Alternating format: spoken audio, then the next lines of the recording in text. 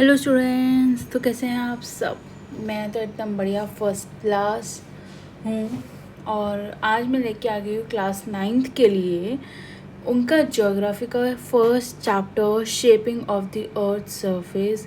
बहुत मज़ेदार चैप्टर है, बहुत बढ़िया चैप्टर है। और ये जो भी मैं कराऊंगी, ये जो न्यू अपडेटेड बुक आई है तुम्हारी, ये न्यू अपडेटेड सिलेबस आया उसके लिए कराऊंगी मैं फॉर द ईयर 2026 to 27। तो कृपया अपनी बुक, अपनी नोटबुक लेके बैठें जिससे कि आप अंडरलाइन कर लें और अच्छे से पढ़ पाएँ फोकस मोड में होकर। तो शुरू करते हैं हम अपने चैप्टर के साथ, shaping of the earth surface. हम इस चैप्टर में बेसिकली पढ़ेंगे अर्थ के बारे में, अर्थ की लेयर्स के बारे में पढ़ेंगे हम। ठीक है, 3 लेयर्स होगी और तुम्हें थोड़ा बहुत तो आइडिया होगा। क्रस्ट, मेंटल और कोर, ये 3 लेयर्स है अर्थ की, हम इसके बारे में पढ़ेंगे। ठीक है, प्लस हम पढ़ेंगे लैंड फॉर्म्स के बारे में। ठीक है, प्लस हम एक और चीज़ के बारे में पढ़ेंगे, किसके बारे में, डिज़ास्टर्स के बारे में। डिज़ास्टर्स में हम क्या क्या देखेंगे, हम देखेंगे लैंडस्लाइड्स जो कि पहाड़ों पे होती है मोस्टली। ठीक है, उसके बाद हम देखेंगे फ्लड का, और एक दो और हैं लैंडस्लाइड्स में। ठीक है, तो इंट्रोडक्शन से स्टार्ट करते हैं पहले। तो जो अर्थ का सरफेस है ना, वो कंसिस्टेंट नहीं होता। ठीक है, मेनली अगर हमें इस चैप्टर में पढ़ना है तो वो है थ्योरी ऑफ प्लेट टेक्टोनिक्स। बहुत बहुत बहुत इम्पॉर्टेंट है, जो कि हमें बताता है कि कैसे जो लार्ज पीसेस है अर्थ क्रस्ट का, वो ब्रेक होते हैं। सॉरी, हाँ, तो थ्योरी ऑफ द, इस मेन चैप्टर में हम पढ़ेंगे थ्योरी ऑफ प्लेट टेक्टोनिक्स। इसमें देखेंगे कि कैसे जो लार्ज पीसेस हैं अर्थ क्रस्ट के, अभी मैंने बताई थी ना लेयर्स हैं अर्थ की, तो वही अर्थ क्रस्ट के कैसे जो लार्ज पीसेस हैं वो मूव करते हैं धीरे धीरे धीरे कहाँ पे, मोल्टन मैग्मा। ठीक है, और हम पढ़ेंगे जिससे कि क्या बनते हैं, लैंड फॉर्म्स बनते हैं, जैसे कि माउंटेन्स हो गया, या वोल्केनोज हो गए, प्लेन्स हो गया, वैलीज हो गए, इन सब ये सब बनते हैं लैंड फॉर्म्स, इसकी वजह से थ्योरी ऑफ प्लेट टेक्टोनिक्स। तो पहले ये देखते हैं प्लेट टेक्टोनिक्स होता क्या है। ये थ्योरी सबसे पहली बात किसने दी है, वीजे मॉर्गन ने। इम्पॉर्टेंट है, अंडरलाइन कर लो, मार्क कर लो, लिख लो। ठीक है, एमसीक्यू वगैरह में आ सकता है वीजे मॉर्गन, जो कि बताते हैं अर्थ क्रस्ट की मूवमेंट। अब देख, पहले तुम ये देख लो, ये अर्थ है हमारा।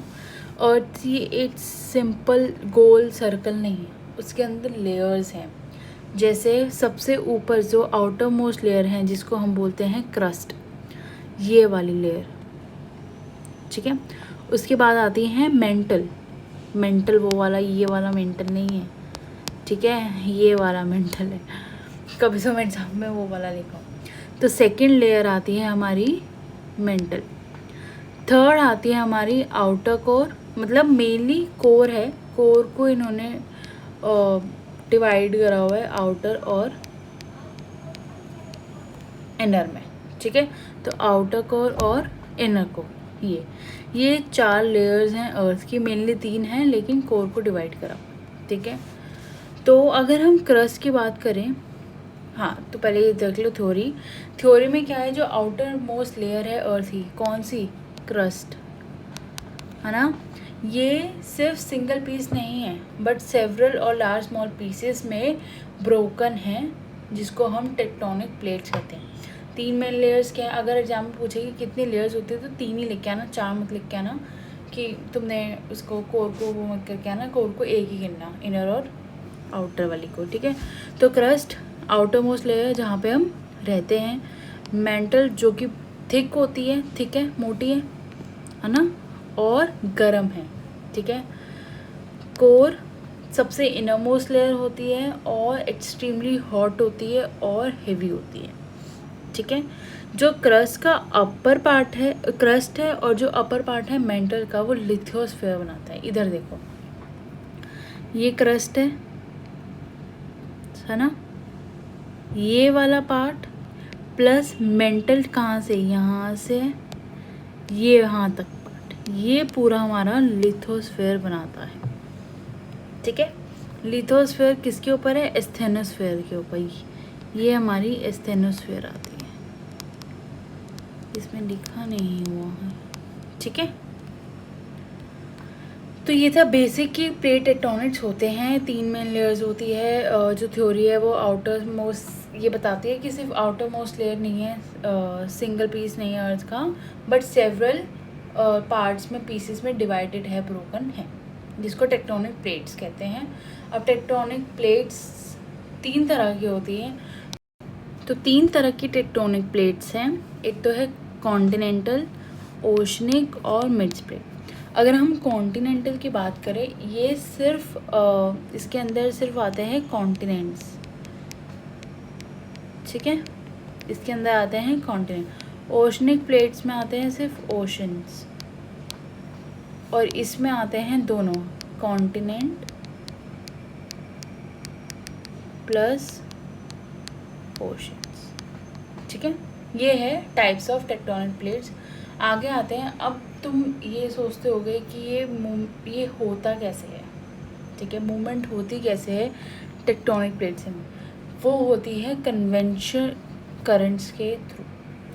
अब जो मैंने क्या बताया था, कोर में हीट होती है, बहुत गर्म होता है। तो जो heat from the earth cores cause a molten material in the mantle to rise while cooler material sinks.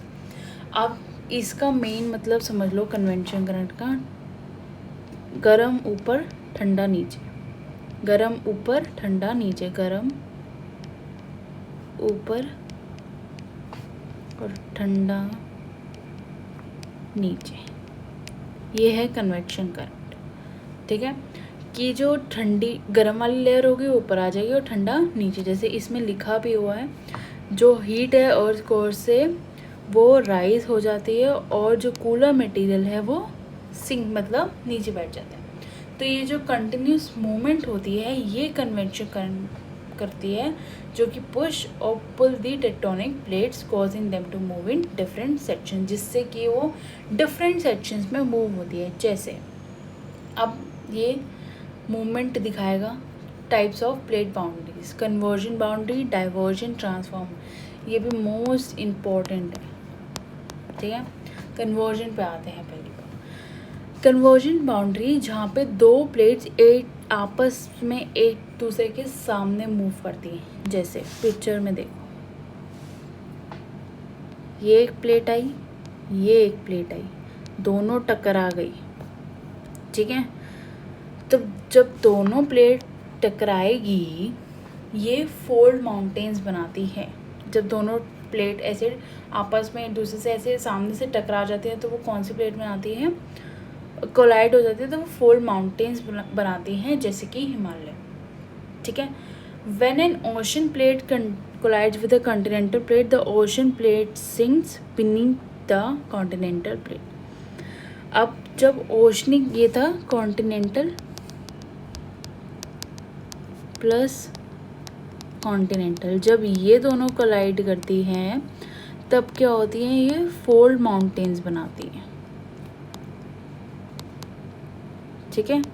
और अगर जब ओशनिक प्लेट कोलाइड करती है कॉन्टिनेंटल प्लेट से, तब क्या होता है? जो ओशनिक प्लेट है वो नीचे चली जाती है कॉन्टिनेंटल प्लेट से, जिसकी वजह से वोल्केनिक एक्टिविटी होती है और अर्थक्वेक होती है, ठीक है। ये था हमारा कन्वर्जन बाउंड्री। ऐसे याद रखना, C for conversion, C for collide, ठीक है, ये याद रखना ऐसे। डाइवर्जन बाउंड्री इज वेयर, जहाँ पे प्लेट्स एक दूसरे के आपस में नहीं, दूर दूर मूव करती है, move away from each other, मतलब एक इधर जा रहा है, एक इधर जा रहा है, ठीक है। इसमें क्या होता है? मैग्मा राइज होता है, न्यू क्रस्ट फॉर्म होती है, और मिड ओशन, जैसे कि एग्जांपल ये देखो, मिड अटलांटिक रिज एक बढ़िया एग्जांपल है। तो डाइवर्जन में क्या हो रहा है? दूर दूर जा रहा है, ठीक है। D for diversion, D for दूर जाना, ऐसे याद रखना, ठीक है। दूर जा रहा है, जिसकी वजह से क्या हो रहा है? मैग्मा राइज हो रहा है, मैग्मा राइज हो रहा है, तो प्लस क्या हो रहा है? फॉर्म्स न्यू क्रस्ट मतलब outer most layer of the अर्थ, ठीक है। इसका एग्जाम्पल क्या है, the mid Atlantic ridge, okay. Third, transform boundary, जहाँ पे एक दूसरे से टकरा के भी नहीं, मतलब साइड से निकल जाना, ये है ट्रांसफॉर्म बाउंड्री। स्लाइड से एक दूसरे से निकल जाना, ना ही डिस्ट्रॉय करना, ना कुछ भी नहीं, मतलब आपस में प्यार से ऐसे निकल जाना। ये जो एक्टिविटी है, अगर ये मूवमेंट होती है, इससे अर्थक्वेक होते हैं, ठीक है।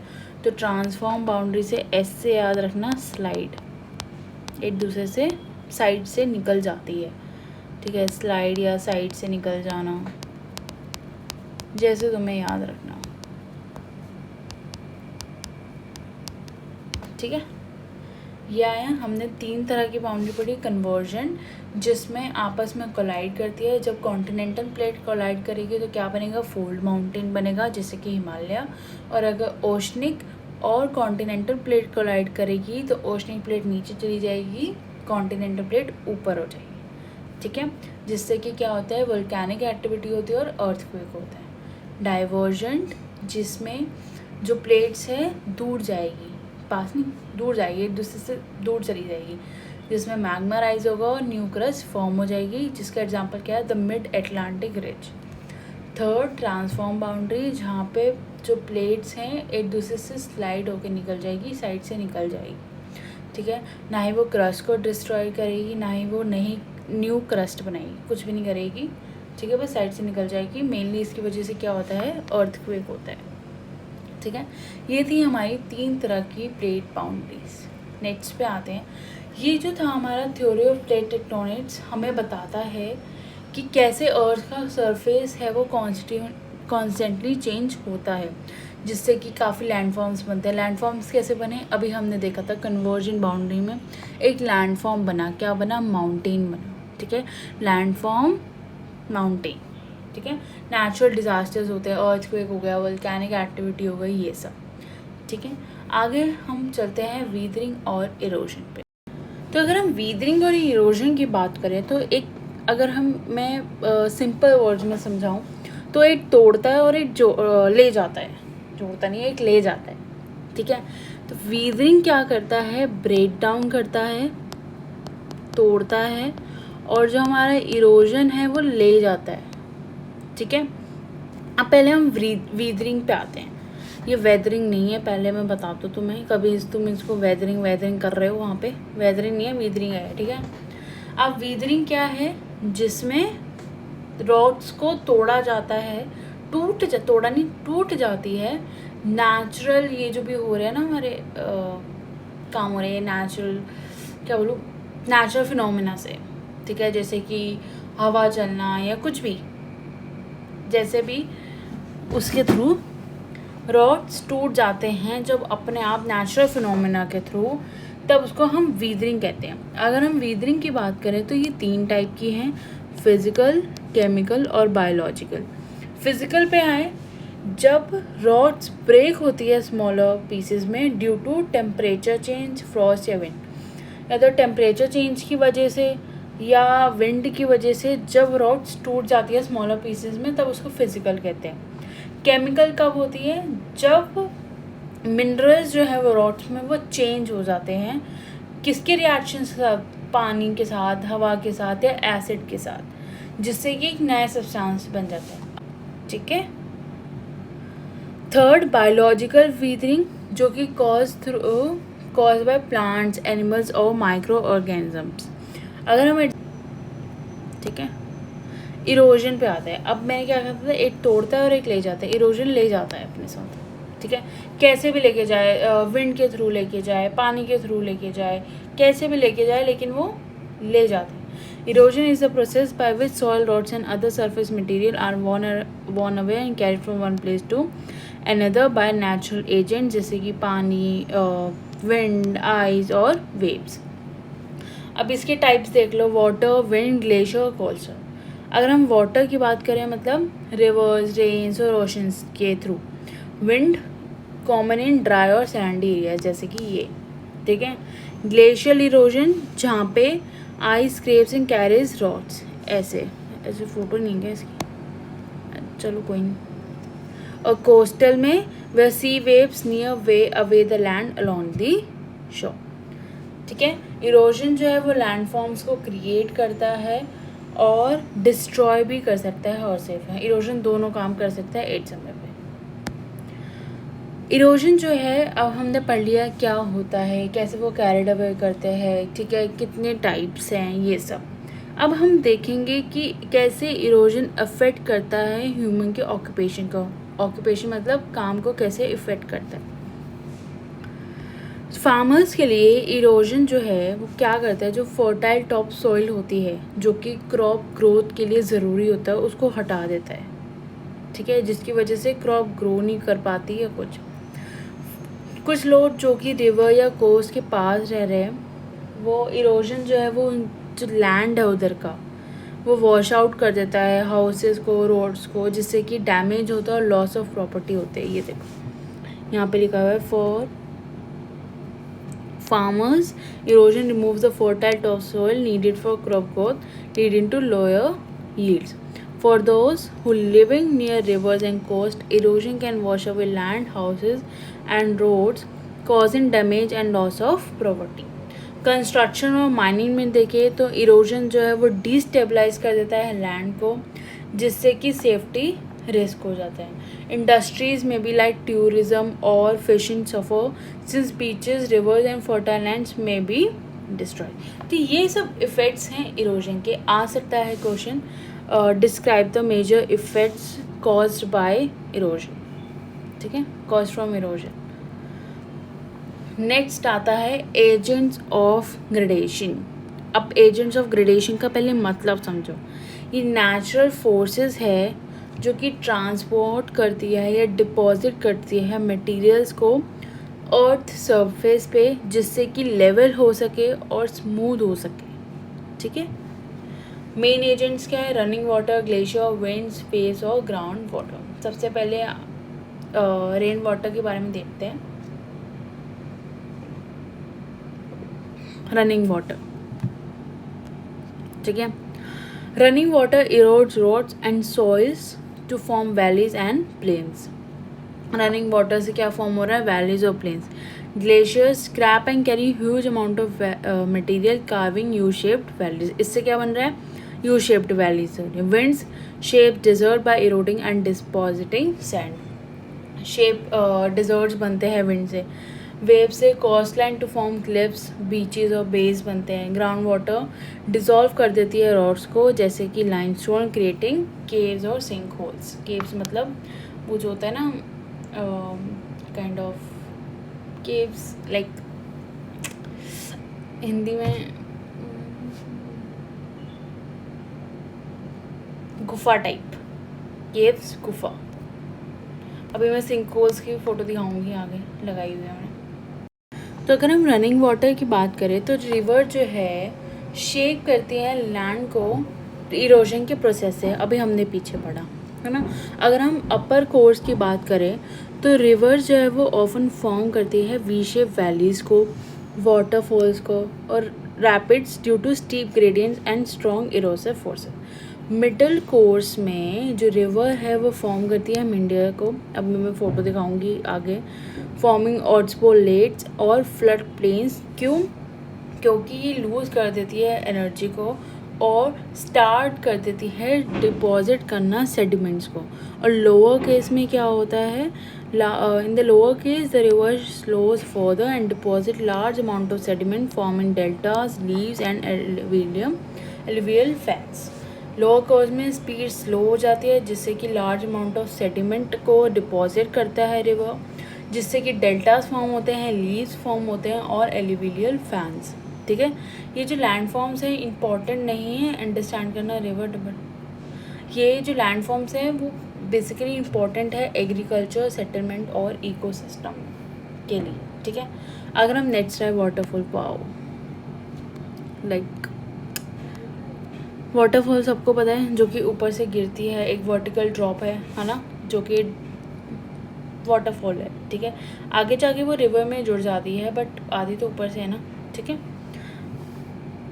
दे आर नॉट ब्यूटीफुल, मतलब इसका इतना है नहीं, बस ये है टूरिज़्म होता है, इससे टूरिस्ट ज़्यादा अट्रैक्ट होते हैं, टूरिज़्म के लिए इम्पॉर्टेंट है, और जो कि कंट्री की इकोनॉमी को बढ़ाता है, लोग आते हैं देखने को, बहुत सुंदर वाटरफॉल है। तो ठीक है, वाटरफॉल समटाइम यूज़ करी जाती है हाइड्रो इलेक्ट्रिक पावर जनरेशन के लिए, as the force with which the waterfalls can be harness to produce electricity, और या फिर ट्रैकिंग, फोटोग्राफिंग, इन सब चीज़ों के लिए ही वाटरफॉल मेनली हेल्पफुल होती है। मेंढर ये है, मेंढर ये जो आ रहा है ना हमारा ऐसे ऐसे ऐसे ऐसे ऐसे, ये है is a winding curve or bend in the middle or lower course of a river formed due to low lateral erosion and disposition of sediments. In sediments के डिस्पोजिशन के लिए या लेटरल इरोजन की वजह से ये जो ऐसे कर्व फॉर्म हो रहा है रिवर में, इसको हम मेंढर बोलते हैं। अब मेंढर इम्पॉर्टेंट क्यों है ह्यूमंस के लिए? क्योंकि because of fertile soil deposited along the band supports, ये जो सॉइल डिपॉजिट हो रहा है इसके बैंड्स के पास, ये सपोर्ट करता है एग्रीकल्चर को, मतलब फार्मिंग में हेल्प करता है। ठीक है, they also influence settlement patterns as villages and towns often develop on the gentle slopes near meanders. यहाँ पे विलेजेस भी सेटअप करे जाते हैं, टाउन्स भी सेटअप करे जाते हैं इसके पास। ठीक है, ये जो मेंढर्स है नेविगेशन के लिए यूज़ होता है। ठीक है, इरिगेशन और कुछ केसेस में टूरिज़्म के लिए भी यूज़ करा जाता है, क्योंकि बहुत सुंदर एक क्रिएचर बनाता है, ये समझ लो। ठीक है, और इसका एग्जांपल देख लो, द ग्रैंड एनिनट, जो कि कालनाई भी बोलते हैं, तमिलनाडु में ये एग्जांपल है। ये इरिगेशन के लिए यूज़ होता है। तो मेंढर हम समझ लिए ऐसे कर्व वाला क्यों इम्पॉर्टेंट है, फर्टाइल सॉइल होती है तो एग्रीकल्चर में हेल्प करेगा। ठीक है, वहाँ पे विलेजेस और टाउन सेटअप होते हैं, नेविगेशन, इरिगेशन में, टूरिज़्म में, इन सब चीज़ों में हेल्प करेगा। एग्जाम्पल ग्रैंड एनिनट, जिसको कालानाई भी बोलते हैं, डेल्टाज। ठीक है, डेल्टा एक लैंड फॉर्म है जो कि फॉर्म्ड होता है at the mouth of the river where it flows into the sea, ocean or lake and deposit the sediment it has carried from upstream. ये मैंने डेल्टा की फ़ोटो लगाई हुई है। ये माउथ है बेसिकली रिवर का, जहाँ पे जिससे कि वो फ्लो करती है सी में, ओशन में और लेक में, और डिपॉजिट कर देती है सेडिमेंट्स जो कि अपस्ट्रीम से वो कैरी करके लाई हुई है। फीचर्स क्या है डेल्टा के?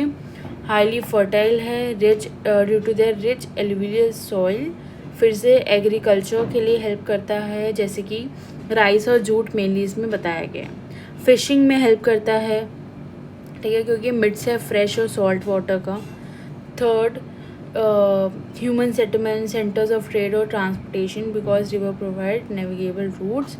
और लेकिन इसमें एक इफ़ेक्ट है जो कि फ्लडिंग कॉज करता है, जो कि ह्यूमन लाइफ और एक्टिविटीज़ को इफ़ेक्ट करता है।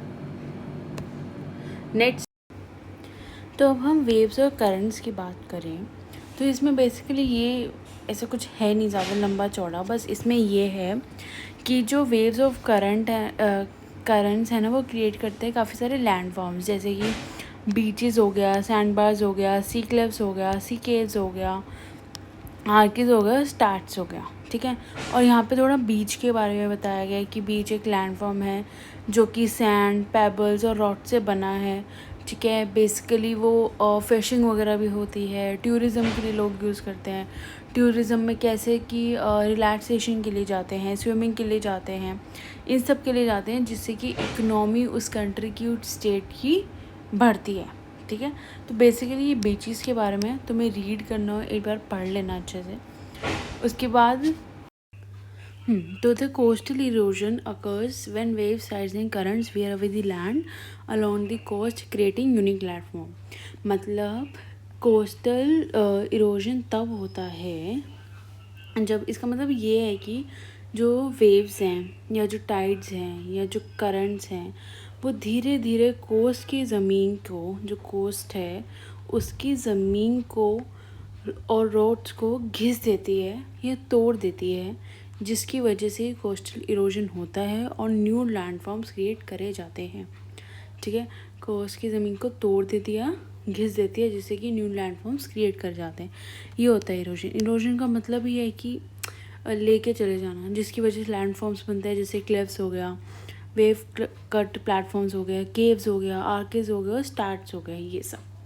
ठीक है, अगर हम ग्लेशियर्स में आए, अब ग्लेशियर इरोजन कैसे होता है, जब ग्लेशियर्स पिघल के लैंड की तरफ आते हैं, जिससे कि एक न्यू लैंडस्केप बनता है, न्यू शेप बनती है, लैंडस्केप बनता है। ठीक है, ये सब common landform made from glacier. अब कौन से लैंडफॉर्म्स क्रिएट होते हैं, एक है U shape valleys formed as glacier widen deepen river valley circles, aretes, hanging valleys, fjords, ये सब। ठीक है, ग्लेशियर इरोजन कब होता है, जब वो पिघल के लैंड की तरफ आते हैं, जिससे कि नए लैंडस्केप क्रिएट होता है। कौन कौन से, U shape, circles, aretes, hanging valleys और फिजॉर्ड्स। ठीक है, अब जो ग्लेशियर्स जो है वो इम्पोर्टेंट क्यों हैं ह्यूमंस के लिए। यू शेप वैलीज जो और सर्कल्स जो है वो टूरिस्ट की तरह हेल्प करते हैं स्टेट को, कंट्री को, लोगों को, जिससे कि वो ट्रैकिंग कर पाएँ, स्कीइंग कर पाएँ और माउंटेनियरिंग। ये देखो स्कीइंग ऐसे चलाना। Fjords are use for harbours and fishing, while in some valleys the fertile glacial soil supports agriculture. Agriculture में भी वो यूज़ होता है, plus harbors and fishing. Additionally, glaciers are crucial sources of fresh water, feeding rivers that sustain human population downstream. अगर हम moraines देखें, moraines जो है वो लैंडफॉर्म्स हैं जो कि created by the disposition of rod, soil और डेब्रिस, जिसको हम टिल भी बोलते हैं। ठीक है, एक कप फॉर्म होता है जब ग्लेशियर मेल्ट हो जाते हैं। ये कप फॉर्म होते हैं जब ये ग्लेशियर मेल्ट हो जाते हैं और डिपॉजिट हो जाते हैं एक मटेरियल की फॉर्म में, जो कि लैंड में बनते हैं।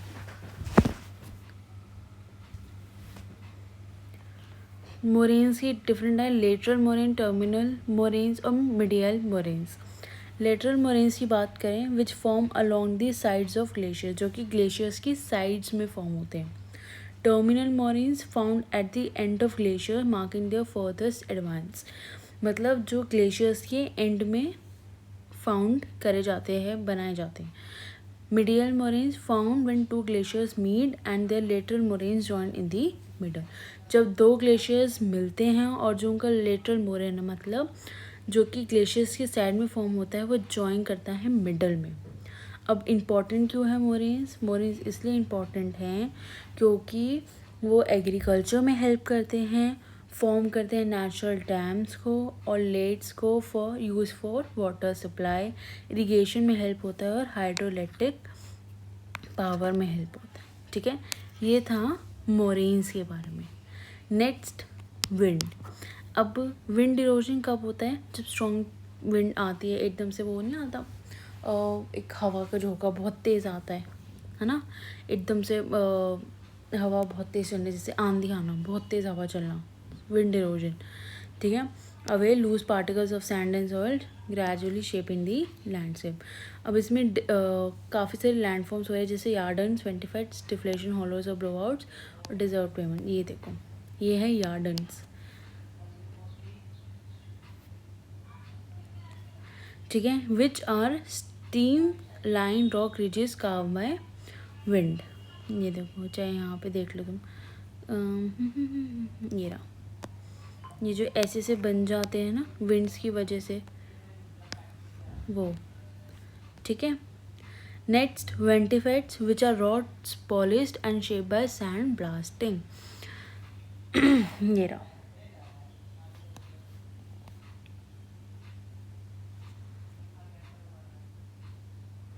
ये रहा वेंटिफाइड्स।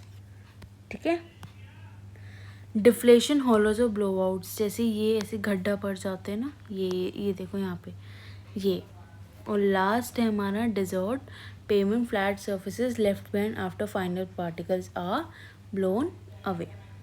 ठीक है, ये रहा डिजर्ट पेमेंट। जब वो फाइन पार्टिकल्स चले जाते हैं, फ्लैट सरफेस जो बचता है उसको डेजर्ट पेमेंट्स बोलते हैं। ये लैंडफॉर्म्स इंपॉर्टेंट क्यों हैं? ये as influence settlement patterns and agriculture in arid regions and ventifacts and yardangs attract tourist and geologist interest in unique desert and landscape. तो ये था हमारा विंड के बारे में, ठीक है। अब हम देखेंगे ड्यून्स, जो कि विंड वाले ही पोर्शन में है। तो ड्यून्स क्या है? वो आर हिल्स और ridges of sand form by the wind in desert areas और अलॉन्ग सैंडी कोस्ट। मतलब ये हिल्स हैं या फिर रिजेस हैं जो कि किसकी वजह से कैसे फॉर्म हुई है? विंड के थ्रू फॉर्म हुई है डिजर्ट एरियाज में या सैंडी कोस्ट में। कितने टाइप्स की ड्यून्स है? Barchan dune, longitudinal dunes, star dunes और पैराबोलिक ड्यून्स। इनके बारे में रीड कर लेना, बस बहुत है। और for human, dune act as natural barriers against desertification and wind erosion and provide areas for tourism and adventure sports. Majorly जब जिस लिए भी इंपॉर्टेंस है वो या तो एग्रीकल्चर है या टूरिस्ट है, यही सब है, ठीक है। Next, underground water. ये जो है इसको underground water specially in areas of limestone soluble rocks create new landform, जिसको हम कास्ट टोपोग्राफी भी बोलते हैं, through chemical weathering and erosion.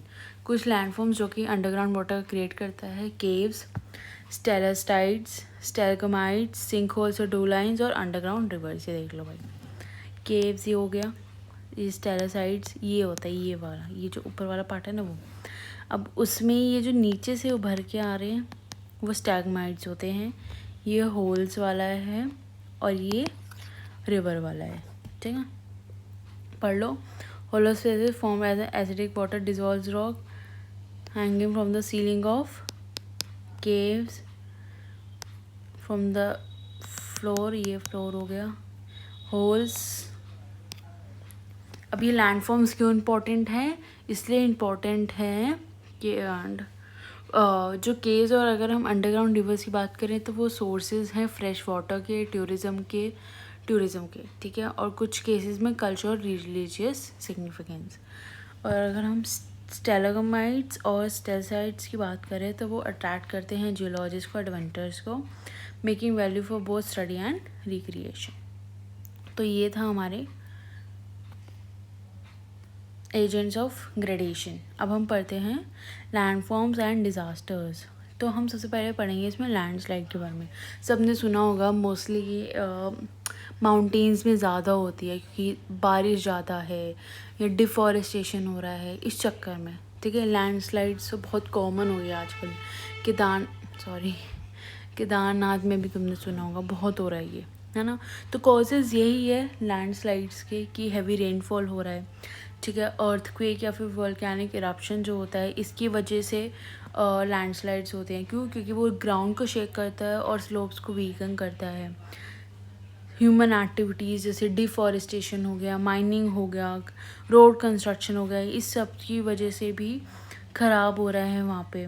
Poor drainage system and improper land use also contribute to landslides, ठीक है। नेक्स्ट पढ़े अवलैंकिस। अब अवलैंकिस कब कॉज होता है? By the sudden instability of snow on steep mountains. ऐसे एकदम बर्फ़ का ढस जाना, एक तरह से ये समझ लो। Heavy snowfall within a short period add extra weight to the snow pack, making it unstable especially when it rest on peak और loosely bonded layers of snow. जब टेम्परेचर ज़्यादा हो जाता है तब हो जाता है। कब? क्योंकि मेल्टिंग हो जाती है ना, स्ट्रॉन्ग विंड्स, इसकी वजह से ये होता है। और ह्यूमन एक्टिविटीज़ जैसे स्कीइंग, ट्रैकिंग या फिर कंस्ट्रक्शन इन माउंटेनियस एरिया, इस चक्कर में भी ये होता है। नेक्स्ट ग्लोव्स, जिसका मतलब है ग्लेशियर लेक आउटबर्स्ट फ्लड्स, इसकी फुल फॉर्म याद रखना आ सकती है 1 मार्कर में। ये कब होता है? जब पानी ज़्यादा हो जाता है ना। Sudden release of large volume of water from glacier lake due to Kedarnath अगर तुमने मूवी देखी हो तो देखा था कैसे बाढ़ आई थी, वो है ये ऐसे। ग्लेशियर्स जब मेल्ट हो जाते हैं तब हो जाता है। ग्लेशियर्स कैसे मेल्ट होते हैं? जब टेम्परेचर बढ़ जाता है, गर्मी हो जाती है तो ग्लेशियर्स मेल्ट हो जाते हैं। हैवी रेनफॉल होता है, ठीक है। अर्थक्वेक हो रहा है, लैंडस्लाइड हो रहा है, इस चक्कर में भी स्ट्राइक द लैंड और वीकन द डैम, जिसकी वजह से फ्लड होता है, ठीक है। बहुत इफ़ेक्ट पड़ता है इस फ्लड से, मतलब काफ़ी लाइफ चली जाती है, काफ़ियों के घर चले जाते हैं, काफ़ी कुछ होता है। डस्ट स्टॉर्म की बात करें तो ऐसे ही आंधी टाइप जो होता है, बहुत आंधी तो मैं बहुत कम बोल रही, डस्ट स्टॉर्म तो बहुत बड़ा होता है। Like dust storm are caused by strong winds lifting large amounts of loose dry soil and sand into the air, prolong drought and low rainfall. Of course rainfall नहीं है, सूखा पड़ना, ये है एक डस्ट स्टॉर्म का कारण। दूसरा कहाँ पे कॉमन है, डेजर्ट एरिया में ज़्यादा कॉमन है। Sparse vegetation cover over offer due to deforestation, overgrazing, poor farming practices, ये सब। Climate change, extreme weather condition, इन सब चीज़ों की वजह से डस्ट स्टॉर्म होता है। ये बहुत कॉमन चीज़ें हैं, अगर तुम इनको रीड भी दोगे तब भी तुम्हें ये अच्छे से याद हो जाएगा, दिमाग में फिट हो जाएगा। सो बस हमने ये पढ़ा इस चैप्टर में। पहले हमने टेक्टोनिक वाली थ्योरी पढ़ी, प्लेट टेक्टोनिक थ्योरी, फिर उसके बाद हमने लैंड फॉर्म्स के बारे में पढ़ा, अर्थक्वेक, वोल्केनिक इरप्शंस कैसे होते हैं, वीदरिंग, इरोजन, सब पढ़ा हमने, ठीक है। सो ये था हमारा चैप्टर नंबर 2 जो तो है हमारा shaping to the earth surfing, shaping of the earth surface. अगर आपको वीडियो अच्छी लगी हो तो लाइक करना, शेयर करना, कमेंट करना। और एक और बात, इस चैप्टर के नोट्स डिस्क्रिप्शन में मिल जाएंगे, प्लस मेरा इंस्टाग्राम हैंडल भी डिस्क्रिप्शन में है, प्लस मैंने यहाँ पे भी मेंशन करा हुआ है, तो जल्दी से आके वहाँ पे भी फॉलो कर लो, वहाँ पे भी अपडेट्स आते रहते हैं। So yeah thank you for watching, love you, tata, bye bye, मिलते हैं नेक्स्ट वीडियो में।